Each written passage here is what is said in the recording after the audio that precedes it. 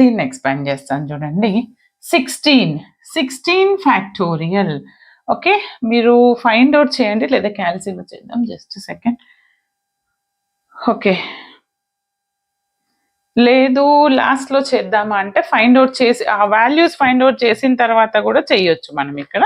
Okay, ఇలానే ఉంచండి 16 factorial. ఎందుకంటే ఇక్కడ కోఎఫిషియంట్ కనుక్కుంటప్పుడు చేద్దాం.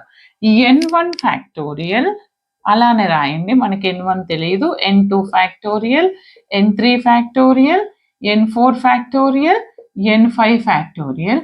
దీన్ని ఎక్స్పాండ్ చేసి రాస్తే a పవర్ n1 వస్తుంది, 2 power n2 and b power n2. Okay, -3 power n3, c power n3, 2 power n4, d power n4 and 5 power